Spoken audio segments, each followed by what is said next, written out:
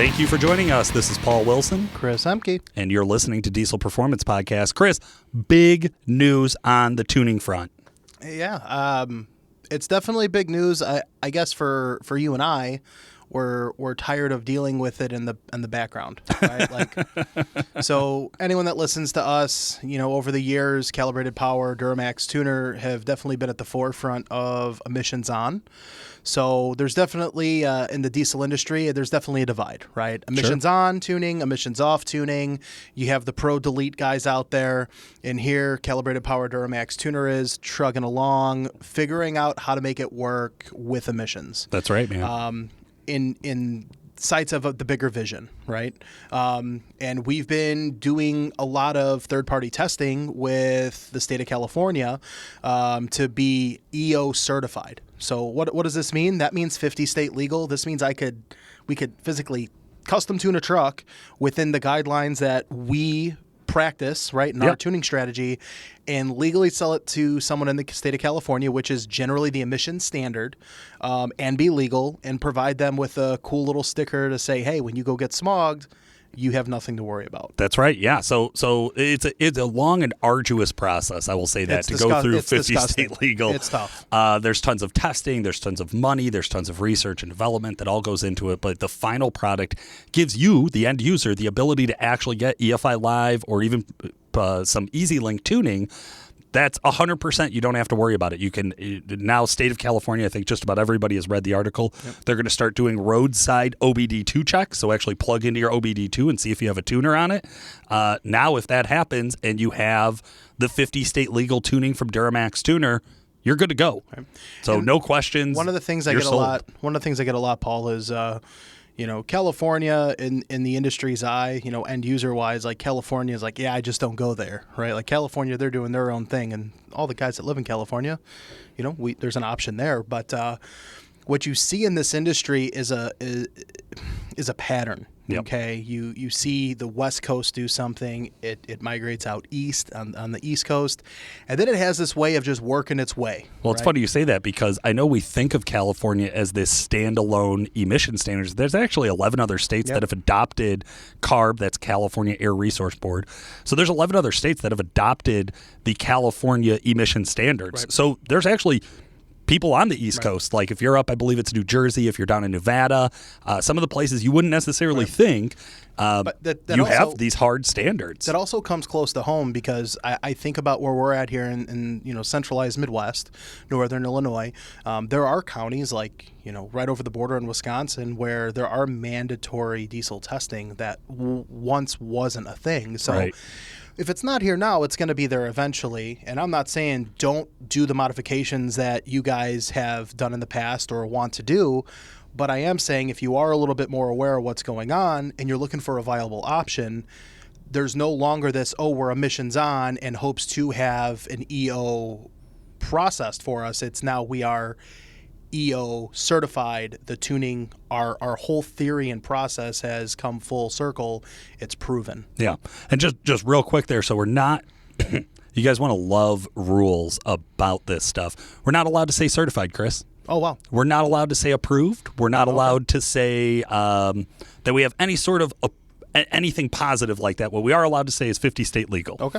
We were issued an EO, that's an executive order, D845 for anybody looking it up, and that has given Spade Tuning and Spade Tuner, so that's with and without hardware, the approval to be sold anywhere in the country. Now for right now, right, just to clear the air on this, for right now this covers 2001 to 2016 Duramax 6.6. Boom. And then 2016 to 2020. Yes. 2.8. We do have further testing going on with the Ford and the Ram platform that we're really, really excited about. I know some things that just happened the last couple days that are super, super exciting. That's We're right. not going to release that just yet, but we are live with 50 state legal Duramax tuning. So, guys, if you have been waiting for this, if this is something you want to jump on right away, you can get a hold of my co-host here, Chris. Yeah. Chris, what's a good way for them to reach you? Oh, man. Dial the company line 815-568-7920, extension 2121, or my email. It's cmkey@duramaxtuner.com. That's right. Absolutely. Guys, we have a really exciting show and a lot of show for you today. Yeah. We got talking to Josh McCormack from Power Driven Diesel, UCC competitor, King of the Streets competitor, big swinging dick on the dyno competitor. You know, it's crazy to me because, so Josh and I have had somewhat of a history ever since, 2014. He's from our neck of the woods, your neck of the woods, rather. Yeah. And he had old 12 valve and stuff like that. And he got into the common rail interest from watching one of our past employees, Jim Rendant. Prior to him working here, he was on YouTube doing cool things with a red 06 crew cab. So, he always had his sights on a common rail and wanting to get into that. And then, 2019 comes around and, King of the Streets and DPC going into 2020, he was on the ballot for competing. And then out of nowhere, he comes up and he's like, 18,000, followers on Instagram, and I'm going to start a YouTube channel.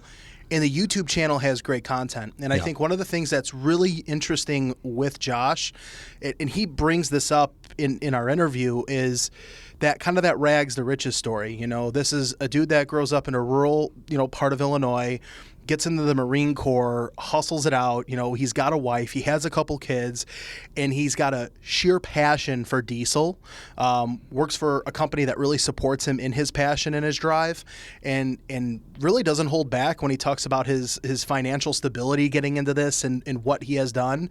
And then, he kind of shares the ins and outs of hardship with high horsepower trucks. That's right. And I think that's a big piece here, because in today's era, you get on the forums, you read, you hear, you talk to guys. Oh, you could do this, you could do that. This is reliable, that's reliable. They're painting a picture one-sided. It's not the real story. Now, someone like everyone in this podcast room, we know what that story is. We know what the real truth is, and it's hard to articulate that with an end user.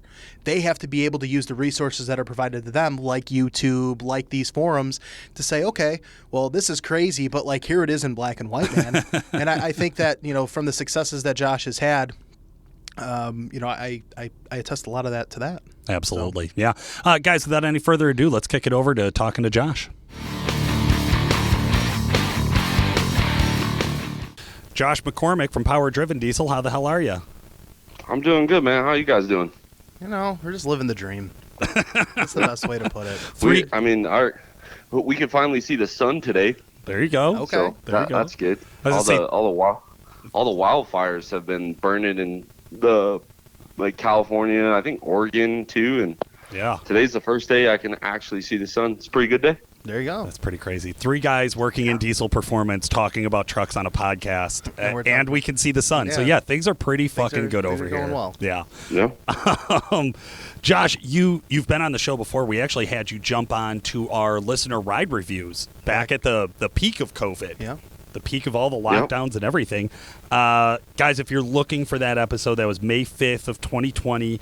It's titled, I Love Trucks, Guns, and Bacon. I don't know that better words have ever been quoted in a podcast. No.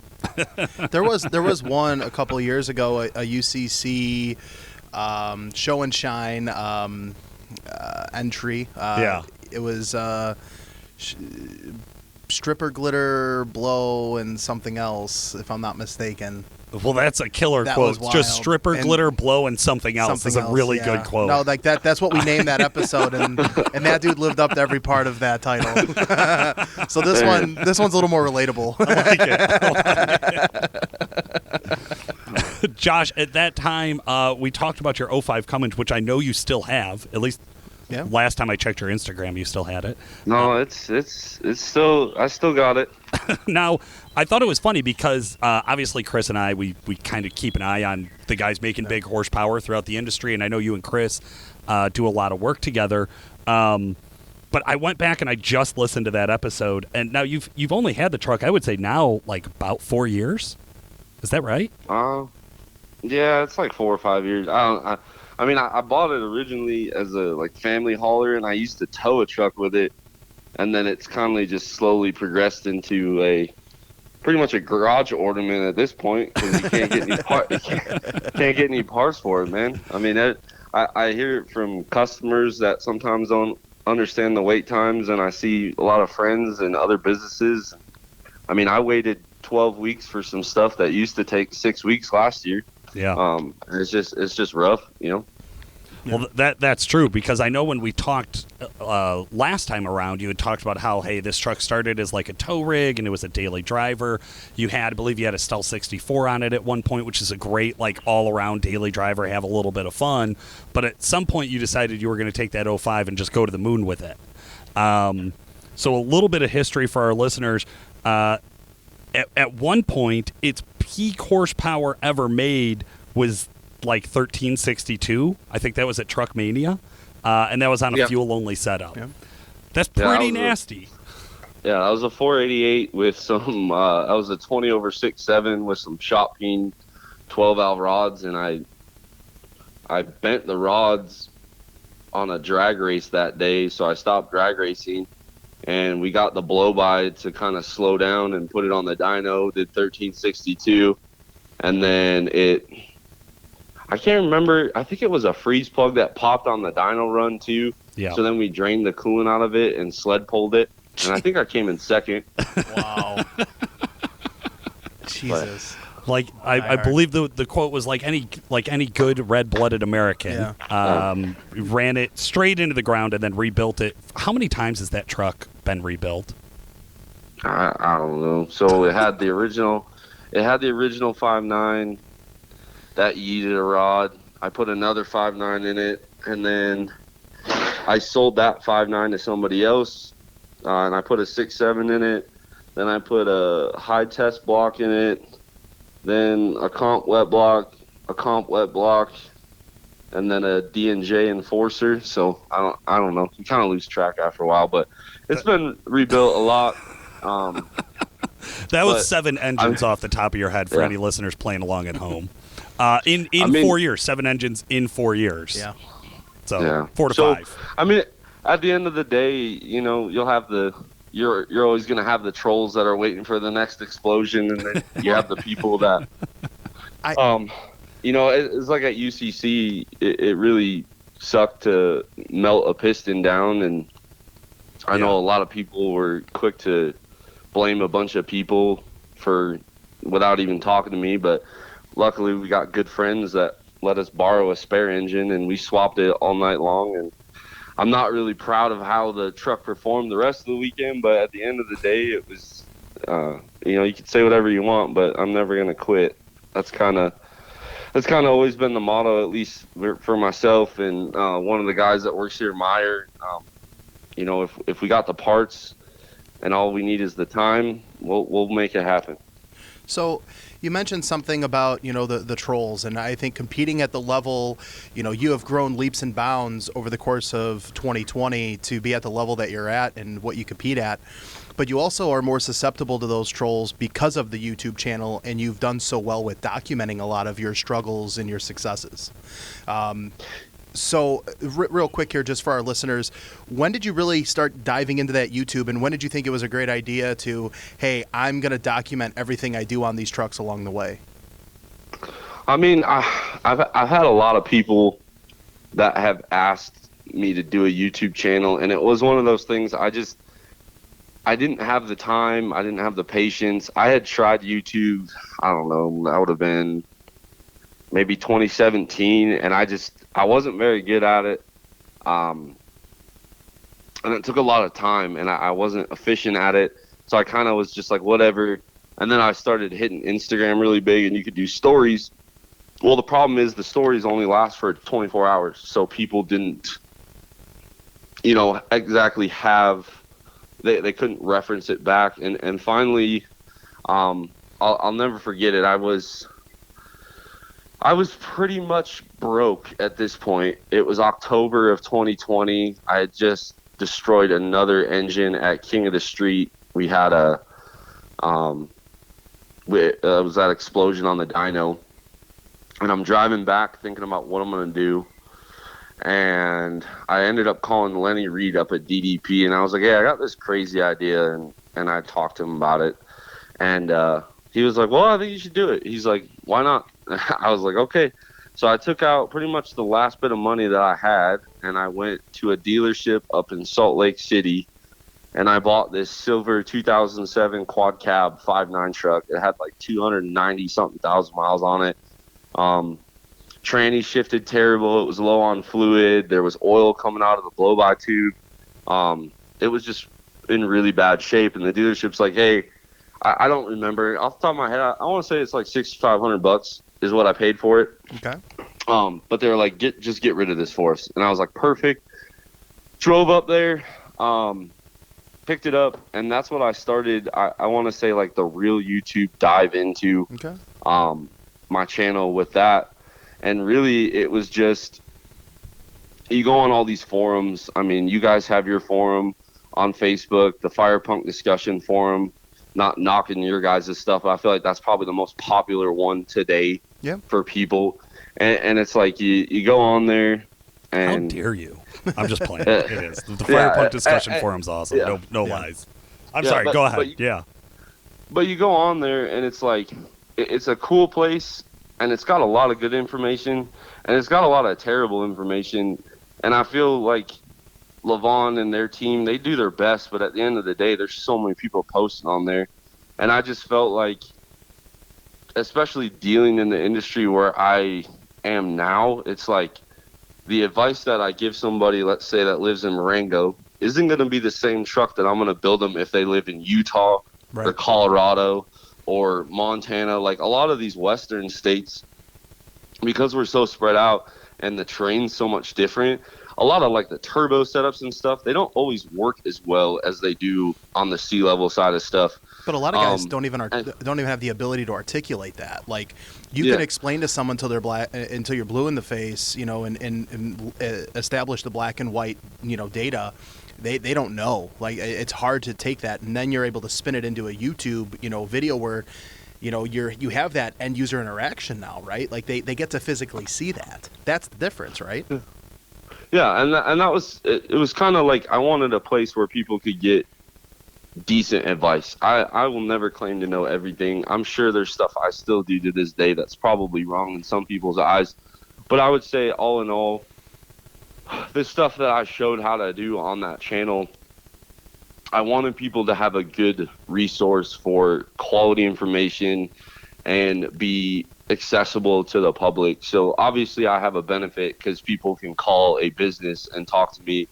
And for the most part, Will, Todd, Lon, and the owners, you know, if a customer watched one of my videos and wants to chat about some of those things, almost everything I do on the YouTube channel, I can either sell them or support them through the, you know, where I work, which is a benefit to Power Driven. It's a benefit to obviously my viewers, and then it's a benefit to them because they get to talk to people that they've seen before. And really it's just kind of evolved from there. It really started just with that silver 07 truck, and then I've kind of brought more and more stuff in. But my main goal was just to have I don't want to say encyclopedia, but a reference for a lot of stuff that you want to do on your truck, whether it's a how-to video. I know you Google like CP3 install, injector install, head stud install. All those videos have been done. Really, I didn't focus on the nitty-gritty stuff of that. It was like, hey, this is a trick that I found on how to make this job go faster, how to do it. And then we do some entertainment. I took my wife on a rip in one of the trucks and got her reaction and stuff like that. But for the most part, I try to make it somewhat educational in a way. And I think what I've always liked about Power Driven, and I feel like a lot of us that work here kind of I don't want to say replicate it, but represent it well. You'll see guys that say, oh, you know, I went all year on this tranny or this setup or this engine. But I feel like sometimes it can be misleading. I know for my personal experience, when you're starting at those 1,000, 1,200 horse numbers, like that's not a setup that's probably going to be maintenance free. And I feel like you kind of add a little bit of expectation when you're like, okay, well, this is the 4th time this training's come out this year. I don't even know if anything's wrong. We just kind of wanted to look at it, you know, the turbo setups and stuff like that. I just feel like the more realistic you can be with people, generally the more they appreciate it. And if something blows up, I'm not one to like try and get the videos removed or anything like that. I mean, at the end of the day, it happens, and I'm not ashamed of it. So I really don't care what people have to say about it. I love that because I know that. Yeah. If it's kind of like, I mean, not knocking you guys, but remember when Jim blew up that 8.3? Like, dude, it happens. At the end of the day, when you're trying something new, like, it's going to happen. And there's two kinds of people. I feel like the people that just lay it all out and are honest about it, and then you have the companies that try to sweep it under the rug and move on. Like, to me, a failure isn't something that you should cover up. It's probably something you should share so other people at least don't make that same mistake. And number two, you'd be amazed at how many people will call or watch my channel just because they're like, dude, you never quit. And it's crazy to me. kinda... It's crazy to me, Josh. I remember, getting started in this industry and reading the magazines, right? And we have a magazine article that's printed and published in our customer waiting room of one of the, Nick, the owner here, his LB7, and it was like a daily driven, 900 horse truck, right? You could tow with this, you could daily drive it, this and that. And there were a lot of these publications alluding to a reliable, high horsepower truck. And that's where I think a lot of these guys, they call in. I'm sure you get these calls at Power Driven, just like we do here. Yeah, I want a turnkey 1,000-horse truck that I can tow a camper across country with my family. Well, that's not real fucking listic. Like, that just doesn't happen. Can you do it? Yes. Yes, you can do it. Sure, right, because you have to be willing to be Josh McCormack, who's willing to put it together, and when it breaks down on the side of the highway... Right. So that's not the customer. There isn't I'm going to build a 1,000-horse trans to support 1,000 horsepower, and it's going to live for 100,000 miles. Like, that reality isn't there. Are there people that can build those types of trucks and stay together? Yeah, but those guys aren't using the power. They're babying the hell out of the truck. They're not using them in the intent that they were built for. Sure. So... what I really appreciate with your YouTube channel is you have two crazy, stupid builds going on. Like, I don't mean stupid in a bad way, just high horsepower trucks. Guys dream of 1,500, 1,800 horsepower street truck, drag truck, and here you are living it. But then you're documenting everything, and that's what I feel separates what you're doing compared to a lot of the other YouTubers that are out there right now. And of course, you're Cummins oriented, so I got to give that support where support's due. Big C guys, just Jesus Christ, we got it. You guys all bought the same type of truck. It's funny you bring that up because I'm still waiting for someone to give me a price on that. What is that, a LBZ or LB7 that you guys have as a shop truck? Man, You know what, Tim? So all joking aside, Tim had commented on that post about the truck, and then we decided that we were going to run it through the ringer in the local sled pull association that we have here. So that thing's been getting worked the last couple of weeks. We're talking about the blue LB7? The blue LB7 he was talking about adding to the channel. That's perfect. I love other people's clapped out. It makes some of the best I tell you what, when I pulled that 07 engine apart after it blew the head gasket, and I saw somebody had replaced, so it had 3 different styles of injectors in it. Yes. Whoa. And somebody had 3-stone honed it with the pistons in it. So when when I saw the pistons popped out, it was like fresh honed for about 2/3 of the cylinder, and then where the piston sits at bottom dead center. Yeah. It was all scored up, and it looks like 300. I was like, dude, this is awesome. Like a man after my own heart, really, because I would have probably pulled the pistons out, and that's what I did in that video. I pulled them all the way out, and then I honed it all the way. But I was like, dude, he went like 90%. You got to give him credit. I love how much work somebody put in to do something. To half-ass it still. Right. Like, not get all the way there, but like that was still, I don't know what time you saved, right? But that's a part of building trucks, though, I could tell you in that video, I didn't save any time because we were like, let's pull the head and I'll firing it. And I was like, I'm looking at the pistons and I'm like, dang, when I saw the 3 different, I had 2 Chinese injectors, 2 Bosch remans, and 2 factory 07 injectors. And I was like, this is going to be a good project. And then I looked and there's like 4 pistons that looked like they had been in there for a while, and there was 2 that looked somewhat fresh, and I'm like, dang. So then I pulled the oil pan, and I had the thrust bearing sitting in there, and I was like, all right. So then I didn't pull the engine out of the truck. I just popped all the rods out through the top. I spun a new thrust bearing in the mains, and then I took this like rigid 3-stone hone, like it's from like Lyle Tools, and I honed it with it in the block, and then I put it all out together. I mean, it took way longer, but it was kind of one of those things. I was already there, and I looked at Meyer, and Meyer and I were just like, you know what, let's just do it this way. So at the end of the day, it made a cool video, but 2020. Hindsight 2020, I probably would have just pulled it, but yeah. Oh well. So you did all those modifications, right? You went through and cleaned things up. What did that truck end up making for horsepower? I think the best we ever did was like 1340 over at Firepunk. Drove that truck. Something else a all the lot of way out. YouTube guys don't do. You claimed it back home, and then you claimed it in the Midwest. Yeah. Yeah.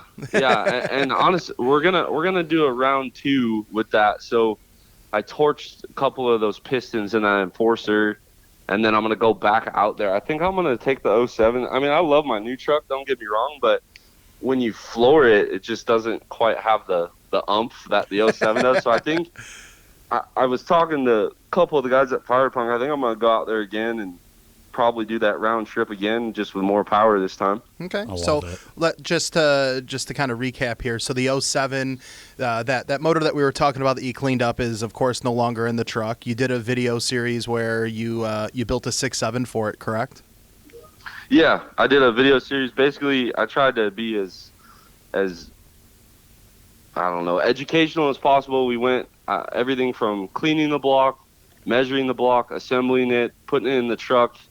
I just felt like there wasn't a lot of. I remember, man, this would have been like 2010 through 12. There was a guy on YouTube. I don't even remember his channel. I think it was the Diesel Garage or the Diesel Shop. He used to put together all these 12-valve engines. And I remember like the quality that he put into those. And then I was trying to find one for a common rail, and I really couldn't find any. So that's when I decided to put it all together for that 6.7 engine. So anything from measuring it, cleaning it, grinding your piston rings, how to put pistons on rods, how to drop them in, I covered all that in that video. Super That's cool. awesome. I love that. I love that type of being able to deep dive into something where you're like, hey, this is going to be helpful to other people, and it's still something that's fun to follow along. Now, successes of that. Where did that build end? So did that build end at the 1300 horsepower? Is it still together there? Nah. So we put that together. I had a 472 488 setup on there. I think we did like 1300 fuel only, and then we did like 15 on spray. Because I mean, you can't really have a daily driver without nitrous bottles. Right, of course. And then especially at altitude. we started playing like musical turbos. So after that, I went to a dyno competition in Montana, and Meyer and I are really weird people. So we have the Northwest Dyno Circuit out here. They have, I think it's like 8 or 9 classes, but Meyer and I try to go and win as many as we can. So I went to Montana, and I had a single 488 on a T6 manifold, a modified, like a work stock 6767 HE351 from a good buddy of mine, and then I took a stock compressor wheel turbo, and we ended up coming in first in all those classes. Then I got back, and So wait a minute, whoa. You brought 3 different turbos for 3 different classes on one truck, ran the truck, swapped out charger so you could make the next class, and then you swept all 3 classes. Yeah, so what we do, I'll show up. So I showed up, I think. Okay, so we were gonna sled pull that day too. So I showed up with the 488 on. What class? What class allows you to 488? That was a large single. That was for the dyno. So large single 488. I think we did like 1250-ish. And historically speaking, if you have over 1100 horse on a large single, generally that's a pretty hard number to beat. Yeah. Realistically, it's just a lot of how you load that dyno with a charger of that size on how you make I always get people who are like, oh, you sprayed it or oh, you cheated or whatever. I mean, realistically, I don't. There's a skill involved to dynoing too, and I feel like although it's not drag racing or sled pulling, we do a lot of dynoing out here, especially because the shop has a dyno. But ever since a couple of those explosions have happened, like I almost would rather drag race or sled pull, because you just like even on the dyno, like you just get a little bit worried every time that thing starts to make some noises. But we did that. I always try to be like the first person on the dyno, so I'll put my truck in line before Cody and Elmer are even awake. I'll pull up. So you get back from that, you put on welding gloves, you rip that turbo, and at that time I was switching the manifold, so I had to take the turbo, the manifold off. I put a T3 manifold on. I put that 67 on. I went back up for the small single class. It was like 920-ish and some change on that Charger. That was, I think we won by like 300 horse on that class. So then when we get back from that, all I have to do is, swap the turbo, which isn't a huge deal, a few clamps.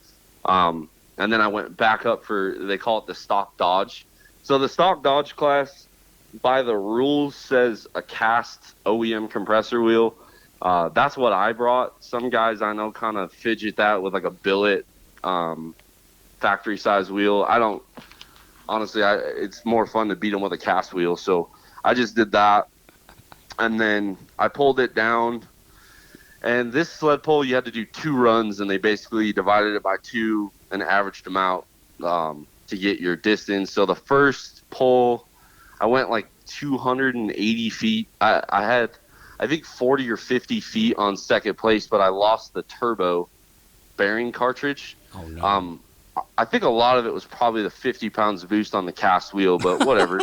So I pull it into the pits, and I brought the 67 Charger with the billet wheel. I pulled the billet wheel off that. I took the cast compressor wheel that had been nicked quite a bit on the cover, put that on there, wired the wastegate open, and then I finished my second pull. I went like 230 feet. With like we measured it. I think it was like a 55 millimeter compressor wheel after it had nicked the cover a few times. And we finished that sled pull. I think I ended up coming in second for that, but it's just kind of one of those things. I mean, everybody, that event in particular, I was hanging out with all the DDP guys, and they're just like, you guys are nuts. And I was like, I mean, not to us, it's kind of just another day. Like, it wasn't a big deal, but it's just a lot of fun to do that. So, and yeah, go ahead. What's the peak power that 07 has made? Like, what's the highest horsepower that truck's made in the time frame that you've owned it? It's done over 2,000. Okay.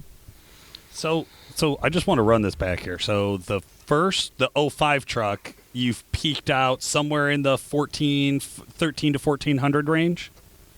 No, that truck's been over 2,000 too. Oh, that truck's been over 2,000 horsepower. With the new motor and all that. Yeah. So I wasn't showing up to UCC with a tow truck horsepower number, Yeah, 1,500, 1,300 horsepower right. is tow truck power, Yeah. right? That's, if you look, there's a guy, his name's Kyle, he's out here in Colorado. He always puts that hashtag towing compounds, and him and his buddy Tyler, we have very similar setups. They run a 480 T6 with a GT55, and that's what I currently have on my 07. And it's been this like kind of evolution thing. But I mean, so my daily driver now is a 6.7 with some DDP fueling. It does have an Exergy race pump. I know you guys love those Exergy things. They make a good injector. They make a good pump. When you've been with a company for so long, it's hard to leave. Relationships are everything, man. Yeah, I do love that 14 mil race pump that Exergy makes. I mean, we've done over 2,000 horse on a single one of those. Now it was kind of starting to teeter off a little bit, but that's still, when I think about, 09, 2010, when it was like a Diablo power puck with a Smarty on a factory CP3 doing, 650, 700 and blowing the freeze plugs out of the pump. Yep. I feel like that's incredible to have that much horsepower on tap in not have the extra belt and the pulley and all the the potential leaks. So it's an awesome pump, and that engine, it's kind of weird. Every time I turn it up, I get a little bit more nervous. I don't think we're going to go much more, because that's a 6.7 block with 2 repair sleeves in it. Okay. Back to standard bore. And then it's got cast Cummins pistons from a 19 to 21 truck. Okay. So I don't know if you guys have done much engine work on those, but I hadn't at the time when I ordered them, and I went to go put them in the rod, and the wrist pins are bigger. So I put the rod end on a vise, and basically took a drill press with a hone, and I just kept reaming the rod out until the pin fitted. So those are 19 to 21 pistons. I don't know how many people have really dabbled in it. I think that one, Daniel Green, the guy who travels the country racing, I think he has one of those engines, but I think it's the full thing. I'm not sure, but they just did I don't know. Levon just did a video on that not too long ago on his page. Yeah, I saw that they were flipping extra G spray patterns around, and it was kind of cool, because having been on the other side of that with DDP, playing around with them, like when I saw the power gains and dips, and I was like, I bet you it was probably this whole count with this spray pattern, because I was like, you've been there, done that. It sucks trying to figure that one out. But no, it's good. We got some. I think people can buy the injectors I have from DDP now, but at the time when I first built it, I think these were kind of some like one-off deals. But they're awesome. The compression on that engine is at like 18.3 to 1. Oh wow! Holy shit! So it this truck really. I mean, Will and Todd are very bright guys. They're huge mechanical guys, but at the end of the day, engines are kind of engines. Right. So they're both fascinated with it. I know Meyer and I really didn't think this was going to work that well, because when I had built this truck originally, it was supposed to be a reliable 1,200, 1,300 horsepower, daily driver, tow truck kind of thing, and it just kept taking the power with it. And I'm kind of curious. We're going to pull it apart. I really want to pull this one apart before I explode it, rapid disassembly, because I'm kind of curious, like all the stuff that we tried with the different pistons and stuff like that, to see how well it held up, and kind of go from there. But that truck, it's a lot of fun. I mean, I have had it now. It's been together 18,000 miles I've put on it. We've had anywhere from a stock appearing or cast turbo to this compounds that we have now. We did, I think, 1430 on nitrous with that 6767. That was kind of cool. I made a random Facebook post asking what was the most horsepower anybody's ever made on an HE351. The number I got was like 1350, and I looked at Meyer and I was like, dude, I think we can beat this.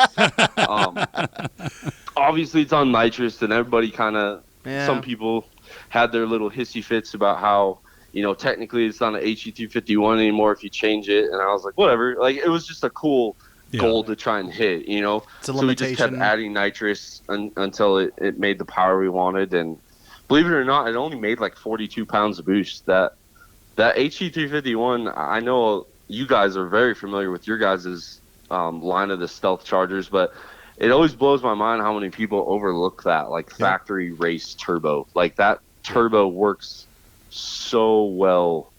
Like, it works good in compounds, it works good as a single, it works good towing, daily driving. Like, that is a great turbocharger. And they're very strong. Yeah, they're really robust. When you think about like the HX35, there's no way that thing's hanging in there. But the HE351, that wastegated, undivided housing just works. Yeah, absolutely. Josh, it's always fun talking to you, because you can hear the passion that you have for diesel performance. You can hear the passion that you have for how much fun it is to work in this industry. You own 4,000 horsepower worth of trucks. You better be fucking passionate about it. Hey, you can't forget. Hey, we don't want to miss the product plug of your guys' emissions on tuning either. Please, episode. go for it. I mean, I have no problem with a shameless I'm gonna make self-promotion. one Go for correction real quick. You refer to the 07 as the tow rig, okay? But you actually have a tow rig. Like, you have a third truck in the mix. Yeah. So I have I bought a 2021 Ram 3500 single rear wheel truck. It was a HO Aisin, first brand new truck I ever bought, and I bought it, and I was like, man, this thing's like, it wasn't bad. Like, it would do what you wanted, but I missed a lot of the horsepower that I had came from. Keep in mind, I bought this truck right after I blew up the 07 the first time. It was making 1,300 horsepower, and at that point, it had been somewhat reliable. Like, it started every morning, that kind of reliable. And Paul's old 95.73 started every morning, tell me you own too. a Cummins without telling me you own a Cummins. So real quick, just to kind of divert real quick. So that 07, when I took it to D&J and back, it was 4,000 miles. Jesus. It blew out or leaked or blow-byed, whatever you want to call it. I used 5 gallons of oil round trip. Oh, my God. Yeah, it was kind of cool, though, because when I got back, I just changed the filter, and it was done, That kind of modification. Chris, right after you spend a bunch of money or have something catastrophic happen, you're always like, that was kind of cool, right? Yeah, like, that was kind of cool. And you knew that the engine consumed that much oil. You knew prior to that. Hey, King of the Street, UCC, all these places, I've had horrible failures. Every time the amount of sadness that it takes is less and less, and you gotta roll with it, man. You do. I love that. I mean, I feel like the guys that take it to heart or worry about what other people say to them or listen to the people that just don't have anything nice to say. Those are the people that usually end up quitting or walking away. That's right. And No, it's 100%. not even. I'm not bashing those people, but like at that power level, like you kind of got to be a little bit of a mentally tough individual to just work all night and try to. I mean, you think 250 horsepower is what I thought a GT55 was going to do on the UCC dyno? No, but I was disappointed while they backed me off, and then I remembered that the main engine that I had was sitting there with melted pistons, and one of my good buddies let me just borrow this engine, and I made the event, and I still put points on the board. That's it. It was kind of like you got to change the perspective. But anyway, back to the tow truck. So I kind of was just like, it's cool, but I did the wheels, tires, window tint, ceramic coat, and it didn't have enough power for what I was used to. So I called up you guys because I know you guys had, I don't know if it's still pending Carb EO, but that really attracted me because I was like, you know what? I'd rather support somebody trying to do it right because at the end of the day, we're all going to have to do it right at one point, Sure. And I think I tuned that truck with like 240 miles on it. I don't know who came up with that calibration for you guys, but I was like, you know what? They got to be decent, right? Like they're Illinois guys. Hopefully they didn't drink the night prior and they put this together. So I loaded in the truck and honestly, I had 10,000 miles on that tuning. And I know I've tagged you guys a few times. Like the fuel mileage was great. I'd say stock highway, I was getting 17 and a half, 18. With your guys' stuff, I got close to 20. A couple times I got into the 20s. But really the towing, that truck did 9,000 miles of towing in the 10,000 miles I owned it. And it was pretty good. That's awesome, man. We appreciate that. We always love working with somebody who has that experience in like high horsepower and like big builds. And then you jump into your tow truck that's nice and has the cooled seats and the ball coolers and warmers. And you're like, all right, I'm going to leave this one stock. But that's what everyone says. But that when they buy doesn't the do new anything truck, for right? a guy They like do Josh. nothing. No, it right. doesn't. He'll trade in the heated seats and the cooling seats for another 1,000 horsepower on tap. But that's it. That's where that emissions equipped tuning comes in, right? Is like, hey, you finally went and bought the new truck. You finally went and got something nice. You got something that your wife doesn't bitch at you when you hit the gas in it every time. But then you're like, well, all that's really great, but you know what I really want is some more power. Yeah. So that's where it hits, man. I'm glad it worked out so well for you. Yeah. No, and I mean, ironically, I ended up trading that truck in last week. Last week, what'd you get? I got another 21 Ram 3500. I went with a dually this time. We're getting a race trailer, all that YouTube money everybody thinks you get. But no, I got a order in for an enclosed race trailer, and we had that black truck loaded. We actually tagged a couple of the DOT scales on some of our trips. So I was luckily enough, the authorities let me use the scale for free. It was pretty awesome. So I think it was like 34,000 pounds gross at one point with that truck. On a single wheel truck. Shit. Holy shit. Now, hey, that's legal. Right. Read the Ram brochure. It's legal, but it did. Like we get a lot. I mean, you guys aren't strangers to wind out there, but like we get a lot of wind. But what's weird here is you'll go around a mountain range, and then you'll have like this 50-mile-an-hour crosswind. So it would kind of drag the truck around a little bit. And luckily for me, we meet all these great people. One of the guys that I've competed with at UCC is a sales manager at a dealership. He had ordered this dually for himself. A different one showed up, and he bought that one instead. So he had this 21 white dually, Aisin HO. So I just picked that up, what was that, last week? And it's a crazy market we're in where you can trade in a vehicle, and I didn't lose the normal depreciation off the lot. It was pretty awesome. That's so nuts. And you gained a little more stability. Yeah, absolutely. And you know what? I went from 373s to 410s, and I will say that the HO Aisin platform really liked the 410s, driving it around stock. I haven't put your guys' tuning on. I actually been trying to set up a time to call you, Chris, because I needed to get that ordered. But anyway, the 410s are definitely really nice, but it's hard to beat the new trucks. My 07, it can go really great towing, but it doesn't stop as well towing. And I think the big thing is just these new trucks, the brakes. I mean, the rotors on the new 5th gens or 4.5, whatever you want to call them, the rear rotors on these are as big as the front rotors on like a 3rd gen. It's quite impressive what they do. I could tell you, being here as long as I have, I always towed small boats, landscape trailers, stuff like that. And when I started here, 8 years ago, I was forced to start, towing goosenecks and bumper poles, bigger enclosed trailers. And I started to learn the value of where a dually really comes in handy. And gearing, like you had mentioned, Josh, gearing plays a big role. If I take my 15-year model single-wheel truck with 455s, it'll tow it, right? And the braking is there, and the stability of the truck as a whole tows nice. But you get into a truck like our 19 with 410s and an Aisin, forget it. That truck is so much more effortless in its ability to pull whatever you're towing. Yeah, and as far as being planted, it's a night and day difference. Right, going dually, from the single wheels to the dually, it's just you're like, oh, this is why they invented the dually. This is why they sell this, is because this is a problem for everybody with these trucks. And realistically, I know I caught a lot of flack from some of my friends that have switched to the Ford platform, the Chevy platform. I luckily out here, when I bought that 21, the single rear wheel, I took a gooseneck with a truck on it to the dealership, and I towed out here, I'm not saying 50 miles, but 15 miles. We have this national park right next to our town, with this crazy grade up and down. And I towed with all 3 brands, and it was kind of funny.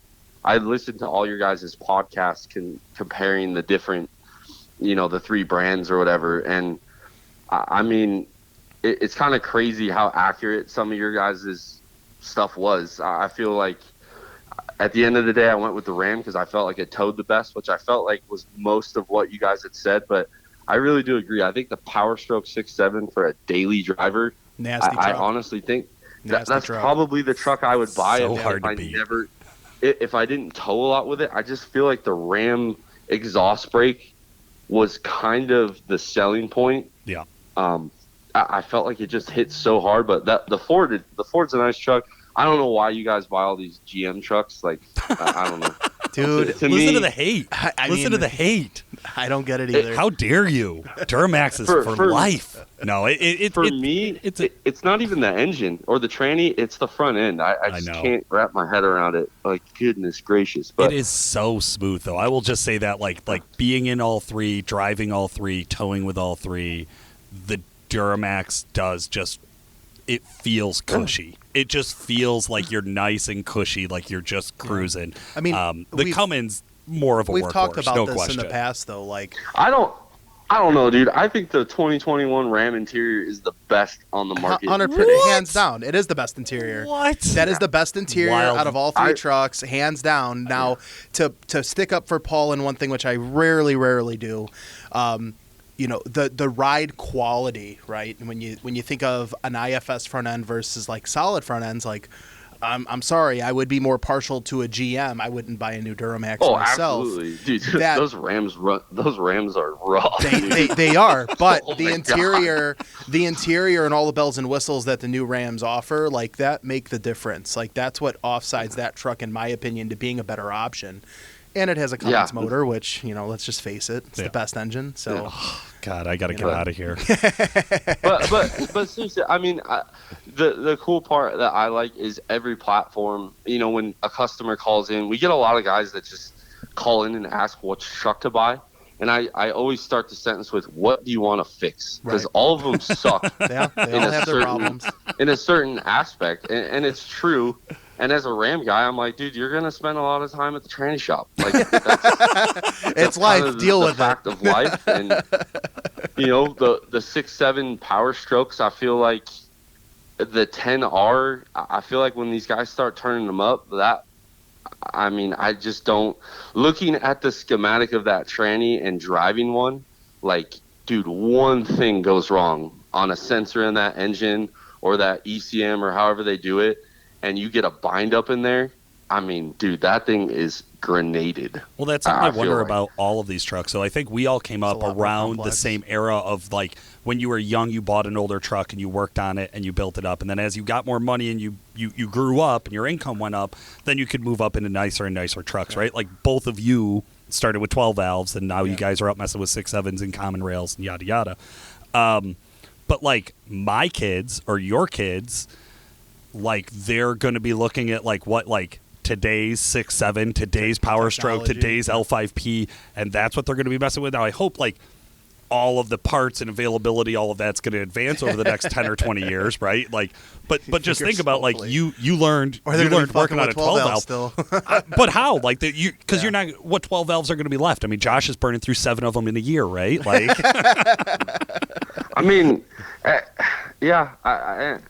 So I wonder, like, is my kid going to need to be a computer engineer to fuck with trucks? Like, I mean, by then, I mean, we're all wondering, like, what's going to not be electric or whatever. But I look at it, I have 2 kids. I got a 6-year-old, 6 and 2. She'll be 3 next month. But I look at it and I'm like, when I was 2 or 3, I'm pretty sure I ate like charcoal out of the fireplace. Like that, I was that kid. Yeah. And then my daughter actually got up this morning to go to work. She had figured out how to unlock the iPad.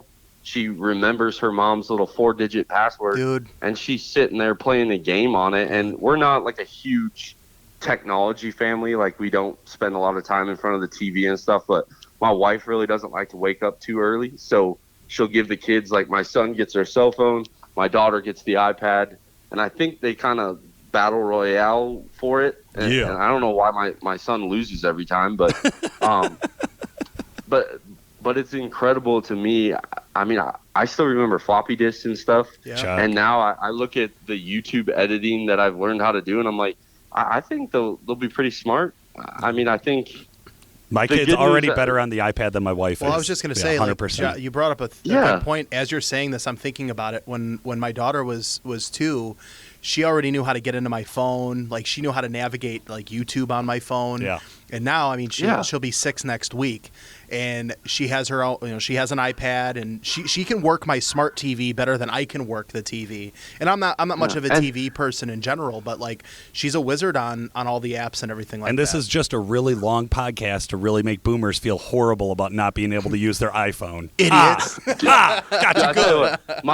My dad drives a VP44 truck, and he'll probably drive it into his grave. Yeah. Smart man, actually. Smart man. And I love my dad. Like, he's a great guy, taught me a lot. But if I have to explain how to change the tunes on his Edge EZ one more time, I'm going to probably strangle him with that dongle. Okay? You're talking about a toggle switch that flips 3 different ways. But which way is fast again? Because I don't want to blow it up. Yeah. I want to keep it safe. Shit. Oh, my God. And the bad part is my dad sees all the stuff we blow up, so I mean, I built him a tranny and I put race valve body. I engraved it on the valve body, and he was like ready to send it back. And I was like, no, I was just messing with you. Holy cow. But, yeah. No, it's probably an honest 300 horsepower.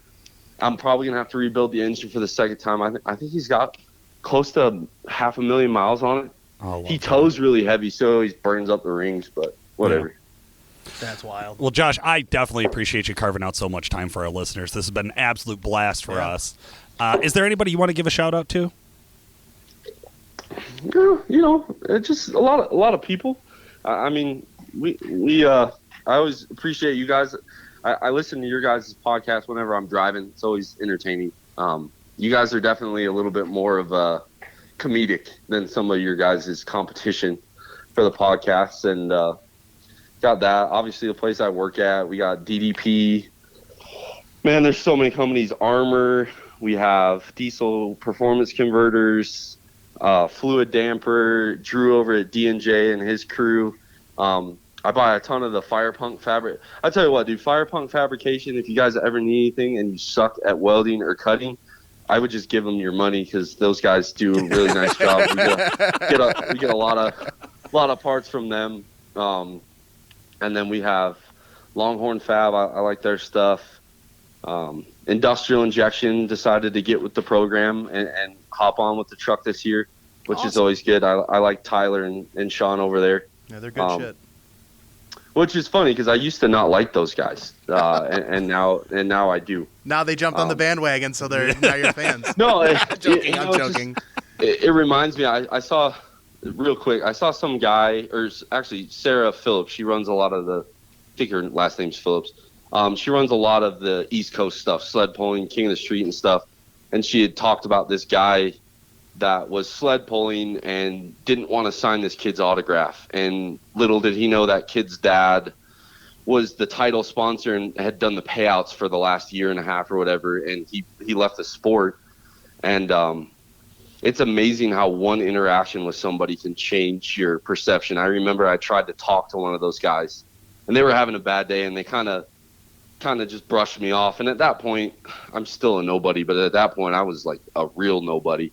And it kind of rubbed me the wrong way, and it took a lot of years to kind of get to know them and realize that they were just having a bad day. But I feel like that's something that a lot of these guys don't realize when you're doing events and stuff. Like, without the people that come to show or buy the live streams, like, it ain't going to be around forever. So, remember when the kid comes up and wants to sit in your truck or sign a shirt or whatever, like, those are kind of the coolest points of the day for me. I love it when my kids want to come to the shop and rearrange my sockets and stuff, but remember the fans, that's the big thing.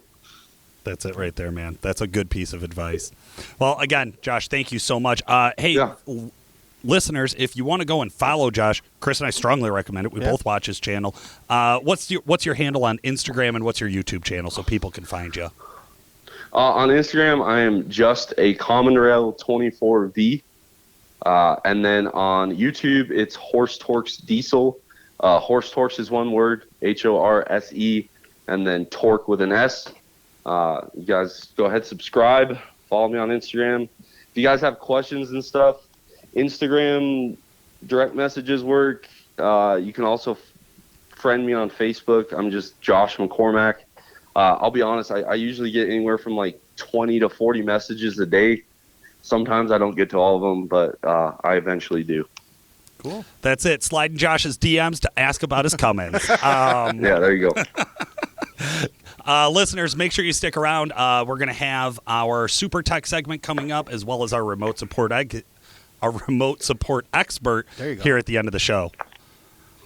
Replace the old leaking radiator in your truck with a direct fit replacement from the XDP Extra Cool radiator line. XDP's Extra Cool radiators are made using the same techniques used in the HD truck industry to give you durability, strength, and performance. Each Extra Cool radiator is built around a high-efficiency core with heavy-duty tubes. It's also internally reinforced for strength and features more fins per inch for maximum cooling. The end tanks on each radiator have been upgraded to a fiber-reinforced plastic construction for added strength and durability. To put it all together, a heavy-gauge steel crimp strip is used to join the tank and the core. This eliminates the separation that's common in OE radiators. To find out more about the XDP Extra Cool radiators, check out xdp.com or find a local dealer near you.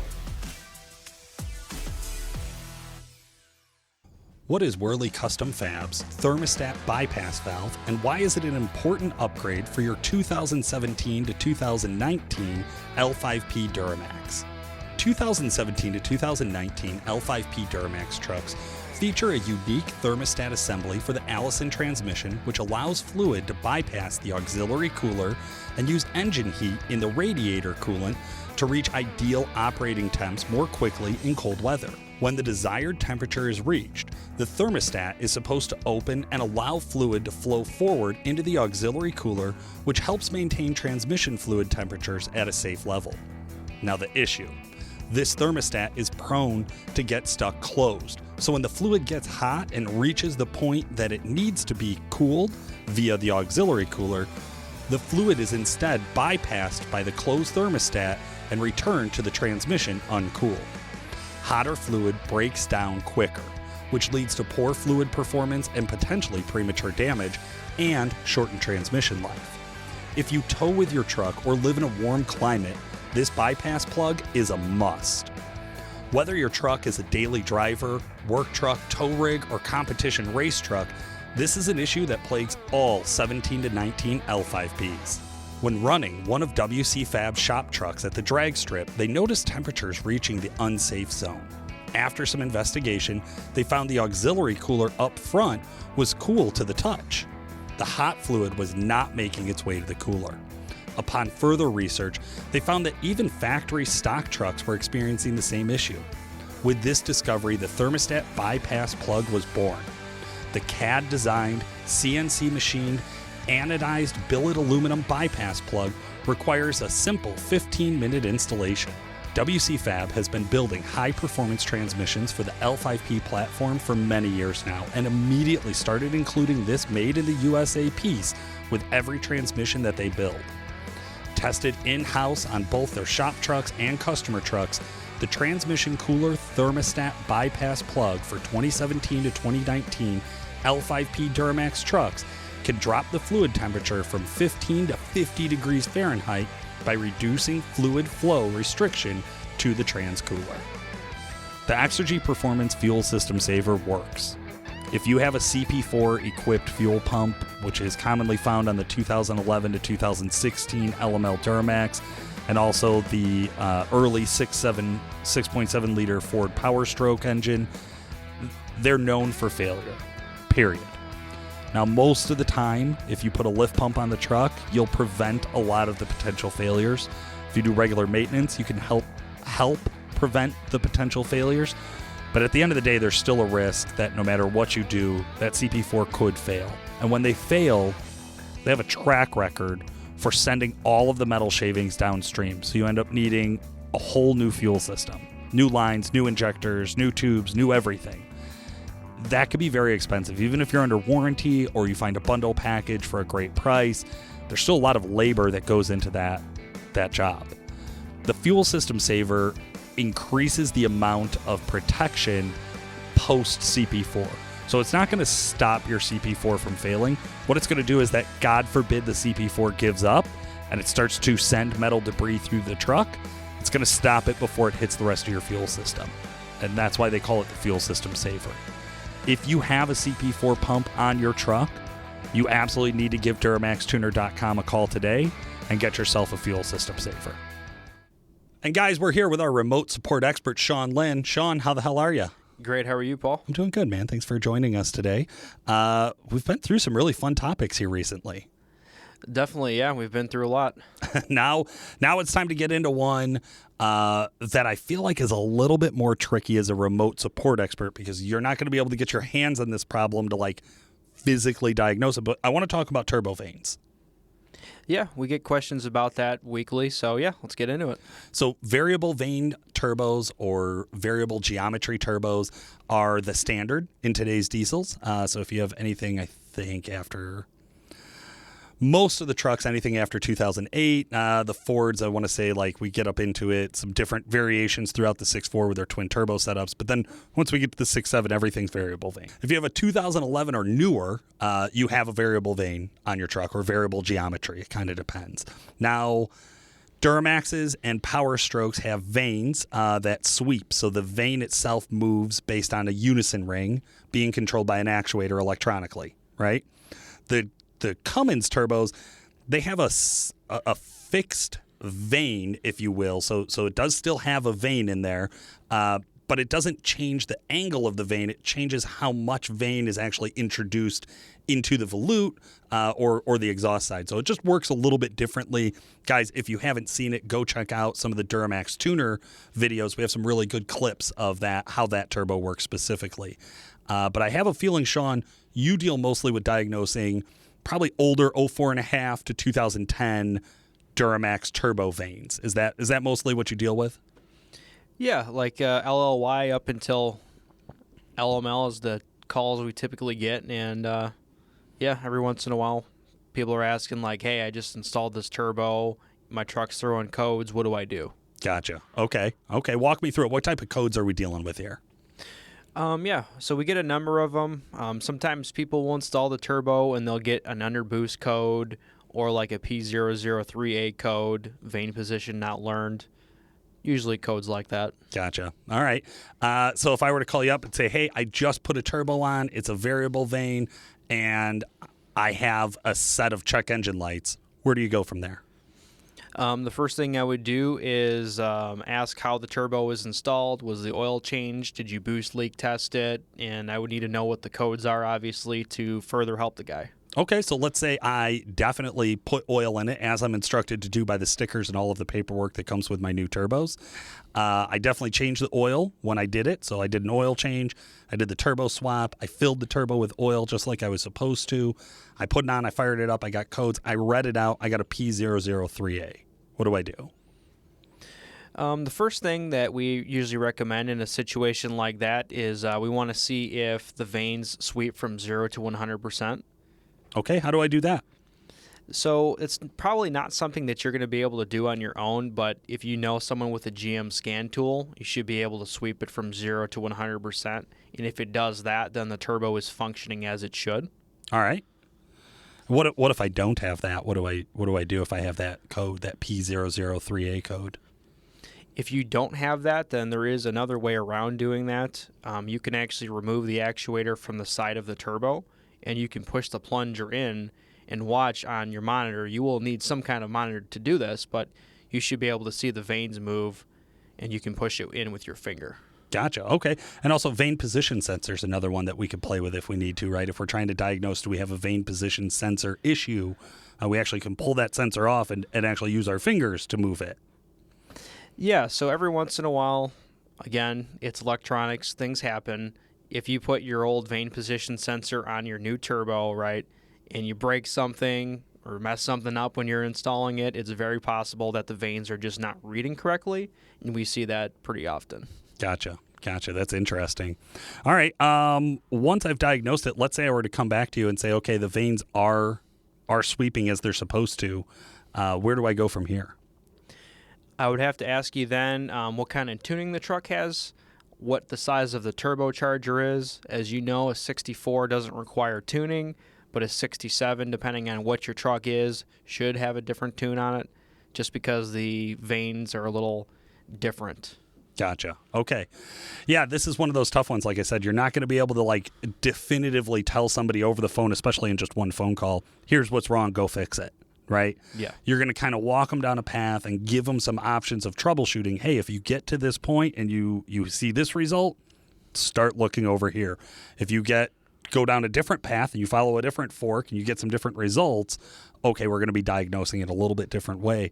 Any of these is likely going to have to include somebody with some wrenching capability. Absolutely. Right. Okay. Good stuff, man. Any pro tips for the guys out there trying to troubleshoot their turbocharger issues?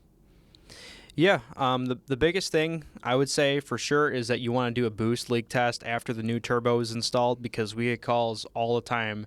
People install it on their Duramaxes. Hey, my truck's really smoky now. It wasn't before. The new turbo is obviously supposed to flow more air, so it shouldn't be as smoky regardless. So if it is, then there's something going on there, such as a boost leak, which happens all the time. That's right, man. Yeah. So you're up there and you're wrenching on these, a lot of times factory silicone boots and these worm drive clamps and things like that. And it's really, really easy to just be off a little bit. And that's all it takes for a boost leak to be dramatic, right? So my general rule of thumb for you guys, boost test it before you start wrenching on it, boost test it after. If you boost test it before you start wrenching on it, you may find you got a hole in your intercooler. You got a leak down by an intercooler pipe. Like you can find those leaks before you start turning wrenches and hopefully get them addressed quicker and sooner than later, right? Yeah, and the physical size of the stock turbo is a little bit smaller too, so you might not notice it as much, but when you go to a larger unit, that hole in your intercooler pipe may be hurting you more. That's it, man. Yeah, absolutely. Exponential growth, right? Exponential growth in the problem. So you want to keep an eye out for that. Good stuff. Sean Lynn, thank you so much for joining us today. Thanks for having me. Guys, stick around. Coming up next, we're going to be talking to our super tech, Jeremy Garnett, and we'll be diving into an issue he's been dealing with here in the shop.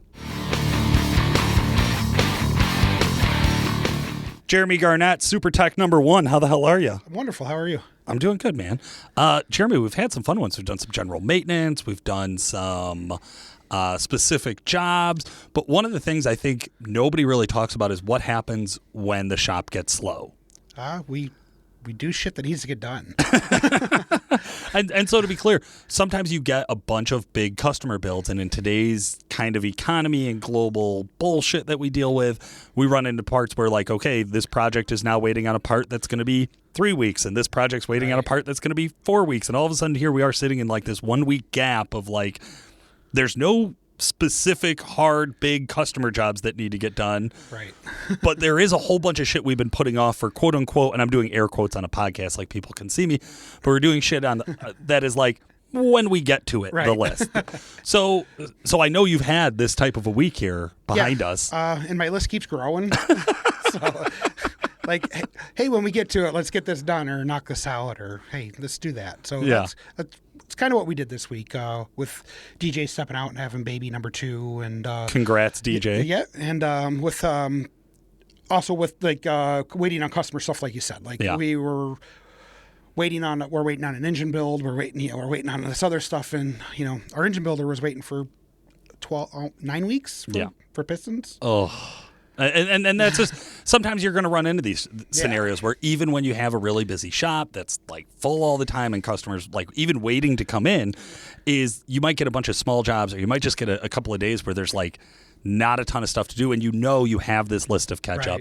What did that list look like for you this past week? Well, this week here it was we have a steel trailer in the shop. Fenders just kept getting run over. You put a truck on it, put a skid steer on it. You just put anything on it. Fenders keep getting.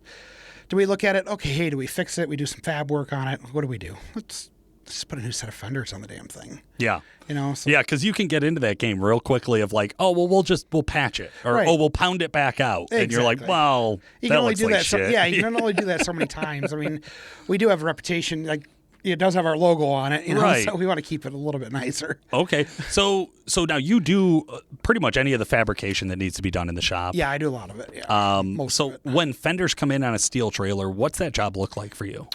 In this case here, this is an all steel trailer, so steel bed or steel, body, everything, frame, deck, everything. Literally just start grabbing my cutoff tool and go to town.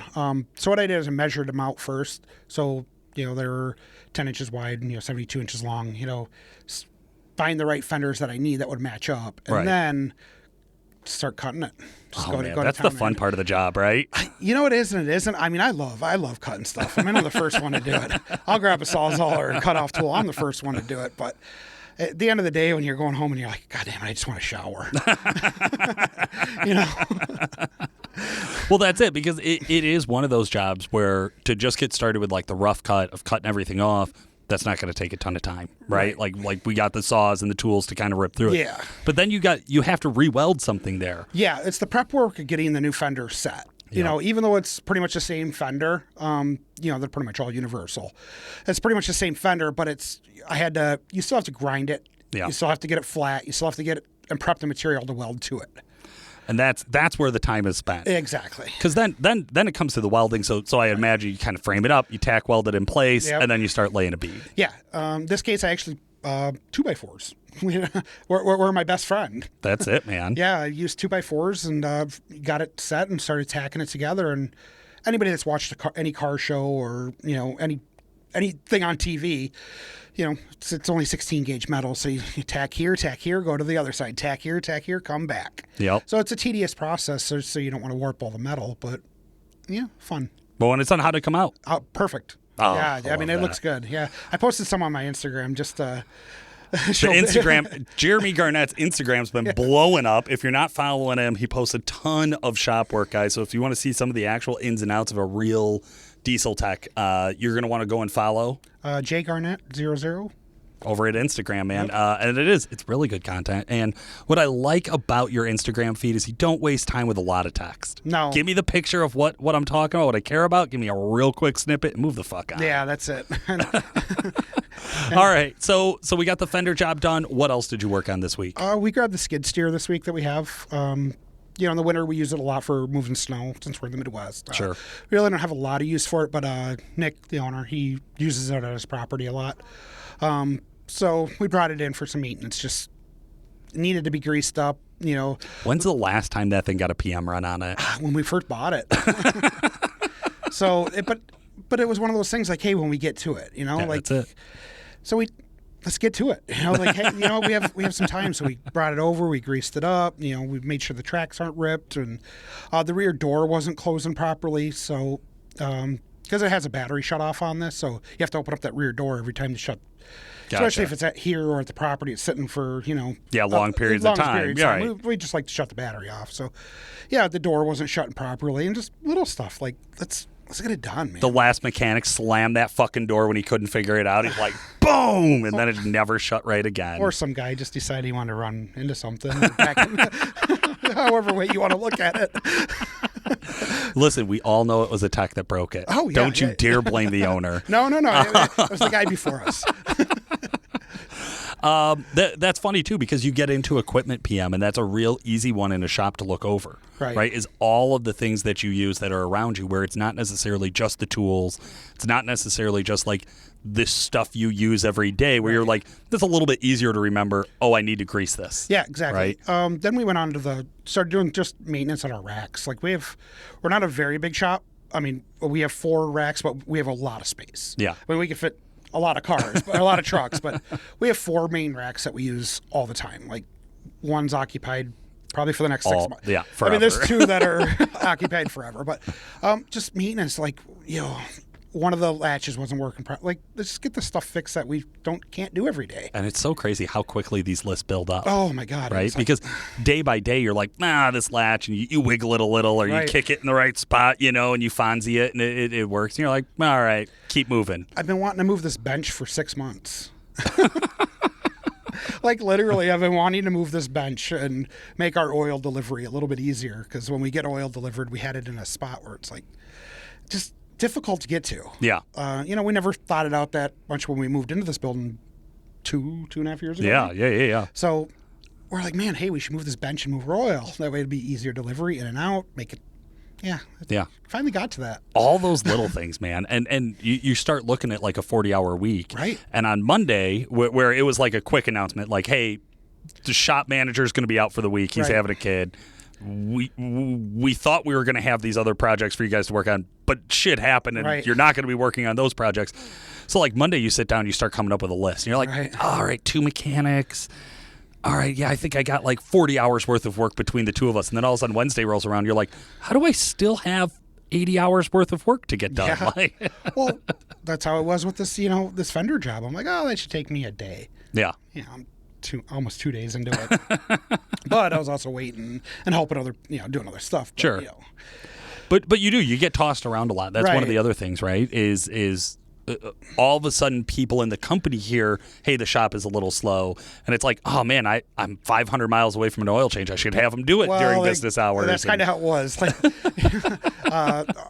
Melissa up front, hey, can you change my oil this week? And Jamie was like, hey, can you change my oil this week? So, yeah, we did throw that stuff in there too. But the main point is that we got to the stuff that we've been putting off, and that's kind of what we wanted to talk about this week. It always feels so good to get caught up to, doesn't it? I just felt to get it done. Good to get it done. That's you're like, this has been my gripe for 6 months. I've wanted to move this bench. Well, okay, it's finally done. Exactly. And then, hey, when are you going to get that trailer done? I mean, we've been trying to do it for 4 weeks now. Yeah.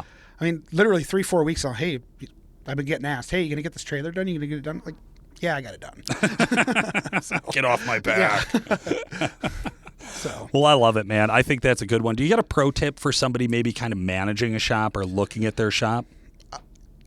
So what I would do, and then again, I wish I was part of the process of when we moving this bench and the oil, just kind of look at it and maybe even write it down on a piece of paper, accessibility, to a shop. I mean, us moving this oil drum makes it easier for the delivery guy and for us to even get it to go to the vehicle. Right. And then we leave our oil drum there as well, our used oil. Yeah. So if anything happens, it's all there. So you don't have 5 different spots of oil all over the floor. I would just look at it that way. Accessibility, especially tire changers, stuff like that. Just make it how it's going to flow. I love that. That's good stuff, man.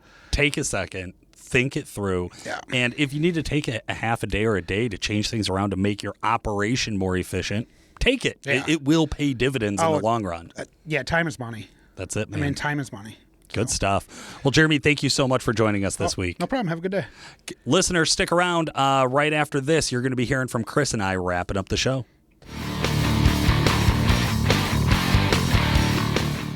All right, guys. Chris, what a hell of a show today. That was definitely a good interview. I love when we have the opportunity to talk to Josh. I do some business stuff with him, through the company and whatnot, and everyone over at Power Driven, they're a great group of guys. They're definitely pushing the envelope with even the old 12-valve dinosaurs these days. That's right, man. Everything still else. rocking that mechanical life. It's cool to see. You have a camp out west, and they support their employees doing just crazy shit. Absolutely. Hey, big shout out to our remote support expert Sean Lynn and our super tech Jeremy Garnett. Go follow those guys over on Instagram and Facebook as well. You're going to love to see some of the content that they have to post. For today, this has been Paul Wilson and Chris Hemke. Thanks for listening. I love other people's clapped out.